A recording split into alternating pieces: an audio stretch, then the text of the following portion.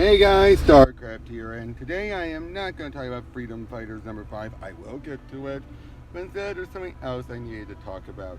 And that's a little something that came out just obviously yesterday, and it's hold on, sorry. And it's a interesting one, cheap too, one of those, hey, just throw it in type of books, and that's DC's Year of the Villain. Now, DC does that, it seems, every couple of years. They always seem to give the villains the spotlight. Last time was Forever Evil was their villain month, the point ones, point twos, point three issues. Then you had Final Crisis, and all that, and even the lead up to Final Crisis had a lot of it, where the Day Evil One, etc., etc. They do that once in a while, looks like, and this is the newest one. And well, this one actually ties into some stuff that well, it just ties into some other stuff going on. I don't know. They claim, I've heard that this is all planned. I have to wonder that sometimes, but let's just dive right in. First, we got sorry. The best part of this was, it's just 25 cents. Like, I'm going to probably go up to my comic book store and get two more, just for the sake of having them to go along, because I always like to make sure, whenever they do these 25-cent books, to get each one that goes along with the different title. Now, in this case, two of those titles are already, basically goes with Justice League, so I'll probably just need to get one more to go along with the Superman books. That's just how I am. But anyway, great cover by Greg Capullo, and where we have our Perpetua, Luthor, Bane, Cheetah, Batman Who Laughs, and plus the Dark Secrets of Leviathan. And we open up with Scott Snyder and Jim Cheung. I am so glad Jim Cheung is doing stuff at DC. His artwork has always been incredible. Always. I can never think of any other time it's been bad. I mean, ever since Young Avengers, that's how long I've been following his stuff. I've just been loving his artwork. Now, here's the case where it does throw into question how much they plan stuff up, because you see Amanda Waller is walking down in the White House. The thing is, though, Amanda Waller's on the run with the Leviathan stuff going on, so where the hell does this fit in with all that? But yeah, she shows up to meet the president. I actually like how they do not show anyone. They don't even show a fake president. They just they just have it be. They don't even say Trump or anything.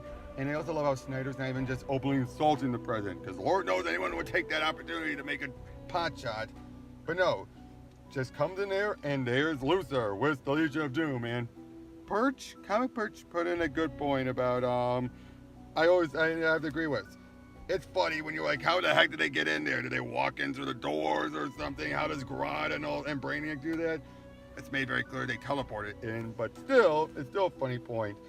As well, like, what the hell's going on? Where's the president? Oh, he's just stunned. And, well, we gotta see what it is. This is the very first time Lex has ever done anything that's considered villainous in public. He's always been able to keep it down low, but this is the first time where he's like, I don't care. As Brainiac steals all the knowledge from Amanda, who has one of the utmost knowledge on villains. Then not long later at LexCorp, you're seeing Mercy telling him all, like, they said you just attacked the White House. And basically, I just always like, yes, Mercy, let's cancel all my meetings for the rest of the week. And please let everyone know that they are all fired. And they need to get out of my building. In the next 5 minutes, I will be killing them personally.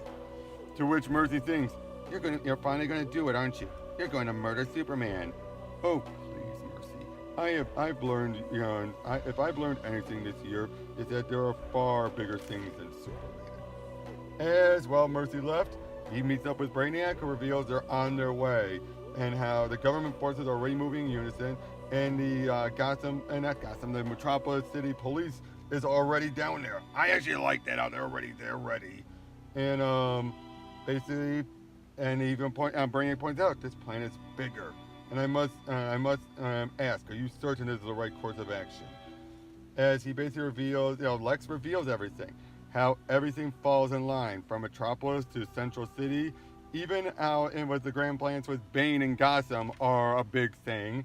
And basically is revealed as we see all these villains here, how he's been studying them. He has a plan for them. He's going to give him, he's going to dismantle his entire fortune, everything, and distribute all of his resources, every asset he has, to all the villains of the world, just to get what they need to finish off the heroes once and for all. And the heroes will not know what hit them. But for the plan to work, well, Lex says he knows what that plan is going to be, as Captain Adam is outside. Brainiac teleports. Oh, so that's how they got in the White House. And when Captain Adam says, surrender. If you don't surrender now, we will kill you. To which Lex says, I'll do it myself, as he blows up the building, seemingly killing himself, ending the first chapter. And wow, that's an interesting idea for one. This is not a case where bad guys won or anything. No.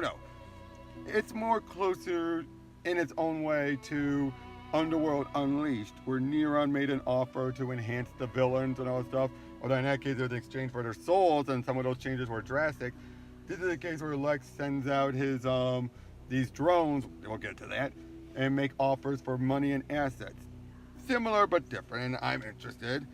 And then we get into the Leviathan stuff, as we're seeing Merlin is running around, being attacked by Batgirl and Green Arrow. And Perch said it best, and I'm not going to argue with it. One of the problems with Bendis lately, especially at DC, is that his dialogue, it can go to anyone. You have Batgirl and Green Arrow, but basically it can be anyone. Anyone can be saying this. As they're talking with Merlin, he's saying how basically he's, people are coming after him, and they've League of Assassins have been taken out. They're all being taken out. It's a royal flush. All institutional organizations are falling to Leviathan. As then all of a sudden a ship shows up and blasts everything. As we then see this mysterious figure is talking with Batgirl, making an offer to him and to her and everything. And you're saying we're not enemies because we want the same thing. We want to save the world now, right now. Everyone acts like tomorrow's a guarantee, and it's not. And I'm not sure what this guy is going on with this guy. But then we see Batman is in the Batcave, and when when Oliver explains everything, then Damian shows up, and this is not. Bendis does not get Damian. You know how sometimes you get an idea in your head, a detective theory, and you can't shake it until you can prove it wrong? That's not Damian. That's not Damian at all. Damian would be more. It would not be like that way at all. But then it ends with him believing that Leviathan is being led by Red Hood. Hey Tristan, where do you stand on that one? Since I know you're one of the ones still following the book. Because I don't know. That could be him, given that interaction with Barbara Ann, but I don't know. I mean, it means once again Bendis has complete carte blanche at overwriting anyone else, other people's storylines. But again, who knows? But that ends chapter 2, and that's the one story that seems the most out of place. But then we get into the third story with Francis Manupal and James Tynion, as we're basically getting a bit of summaries about what's been happening. This is set after the events of their current storyline in the 6th dimension. As they're basically just going and flying around, dealing with some other stuff. This is basically in the aftermath of what's been going on to a degree. They dealt with a person named Jirian Murday, and basically your actions here would kill billions of his own people. This guy feels like, basically, this is going to be a mercy, but they stop him. Everyone across the universe is terrified. Of course, this is also where they're giving a bit of summary to new readers about how Perpetua is the original mother of all things, creator of the universe in her own villainous form and everything, how Lex Luthor is behind all that stuff. And then Batman says, we call everyone, we go to war. As we then see Perpetua is down below getting things ready on her own. Basically, this is going to be a war between justice and doom. And some of the players she knows well, and one of the ones she doesn't, is the Batman who laughs. But in the end, they would evolve and all change. As we're then seeing Lex Luthor, and this is after hit the blast earlier, is being changed, combined with clearly Martian DNA, as he is being improved. And he's going to be something beautiful. and it would be so evil. Evil would rise, everything would change. The year would be her year. The year of the villain. I'm sold. I think this is going to be an interesting take, actually, so long as it's been planned out right. And again, this sounds more like a thematic, event, not a direct, full-on, like, beginning to end event. And even say the event continues in Justice League number 25, which was it's the end of the Sixth Dimension arc. But then, shocked by the death of Lex Luthor, they find they may be forced to side with the Legion of Doom. But after a very different Lex Luthor appears to rise from the grave and makes offers across the DC universe, the League realizes the threat's even bigger than they thought. Then you have the event Leviathan that kicks off or further pushes what Bendis has been doing. You have Batman 75. Wow! But you know what? This is a case where this fits with what Tom King's been doing, and what better point than with Batman 75 when this whole Bane storyline picks up. Then you have this new Batman Superman book where apparently, we'll get to that in a moment. As we're then seeing, like all this other stuff going on, as we're seeing, basically evil versions of characters coming around. Again, they mentioned the new Batman Superman book that Joshua Williams is doing. The Batman Who Laughs plans to infect and turn some of the more powerful heroes. The 6th-issue event for Event Leviathan, that's what actually it is with Bendis. Again, I'm not sold on that one.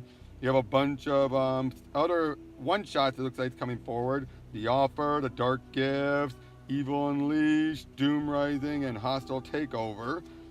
Again, I'm curious on where that's going on.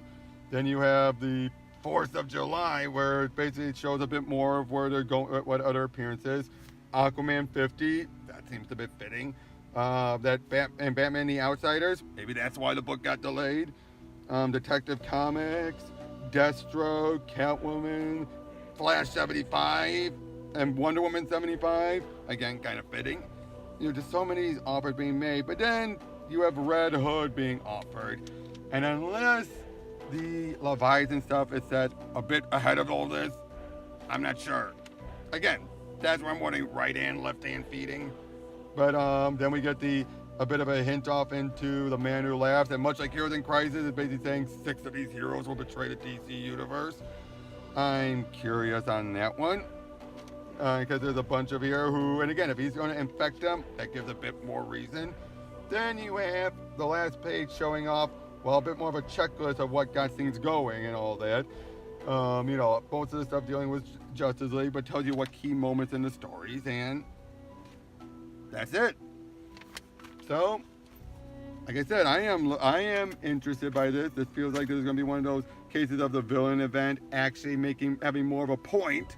Whereas Forever Evil was more of a case of, Forever Evil is the main focal point. All those one-shots were just random tie-ins. This feels like it serves a purpose. This feels like it's a bit more like Underworld Unleashed, where you have the main thing going on, and then everywhere else more as a consequence of the event. So, yeah, consider me sold. Consider me getting any of those initial stories that are going to be tying in just for the sake of it. I do that. That's my type of thing. And consider me looking forward to at least the main year of the villain stuff. Again, Leviathan, I'm just stuck in because it's Superman. What can I say? I'm not dedicated, even despite what Bendis is doing. So, yeah. Tomorrow I'll probably do Freedom Fighters. I am not going to do DC's because Nerdette did a great video anyway. Check it out. I might put a link there. I don't know, but it'll definitely be in the description and somewhere around here. Check her video out, and yeah, not much else for me to say. I'll catch you guys all tomorrow. See ya.